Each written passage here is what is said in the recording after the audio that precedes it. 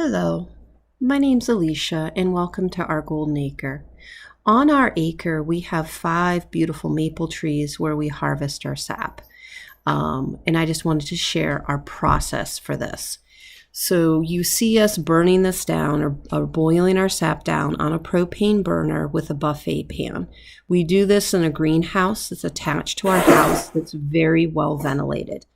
Now we boil this outside in this greenhouse until we get down to the point where the sap changes from an almost clear color to kind of a golden brown, and you'll see a lot of more tiny bubbles as it's boiling, just showing that the density is changing, your sugar concentration's changing, probably a lot of other things that I don't know off the top of my head, but this is what we usually look for when we've boiled it down far enough and it's time to bring it inside so we can keep a closer eye on things. Note, we have definitely burnt our sap before and lost a whole day's boil because we just kind of lost track of it at the end. Now, as we're finishing it off, we're checking the temperature. We need to get to 219 degrees in order to get the correct concentration of sugars in our sap and boil off enough of the moisture. Now, you're seeing us test with both our thermometer and a hydrometer. The hydrometer tests the density, and you'll see there's like a red line right there that we use. We want it to get so that red line's floating at the top of the layer of the syrup.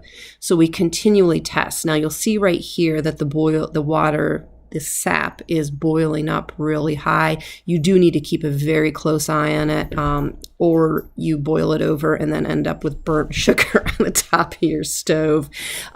So kind of at this point, we're continuously checking temperature, we're continuously watching it so it doesn't boil over, and we're using our hydrometer to test the density. And now you're seeing that red line that's floating at the top. We pour it off into a clean mason jar and then put a clean lid on it, and we store it. Now we reuse our lids for our syrup, lids that we've used for canning. We just make sure they're good and clean, and we put them on after we've filled our jars. Now, from our research and what we've read, this is shelf stable. Now this is kind of cool. You'll get to see the sugar sand settle out.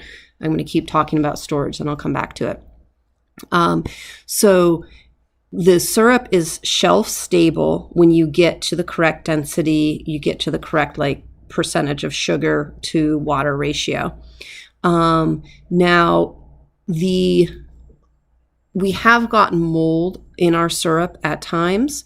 But from everything we've read, it is not dangerous. All you do is you skim that out, reboil your sap and place it in a clean jar, your syrup, not your sap, and you should be good to go.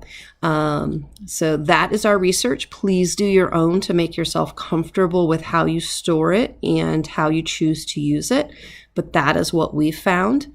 Now this one jar of syrup, you'll see what's settling to the bottom is what's called niter or maple sand or sugar sand. It's the minerals that is present in the sap that gets very concentrated as you boil all of that moisture off. So here at the end is a picture of our shelf of sap.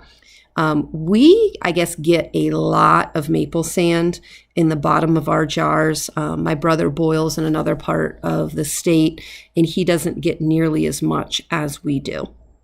So there's our process in a nutshell. I hope I didn't miss anything major, but that is what we have done over the past 3 years, and it has worked very well for us. Please let us know if you have any questions, additional comments. Allow the comment section to become a resource for anybody else that has questions or has done this before. Thank you so much for watching, and I hope to see you in a video soon.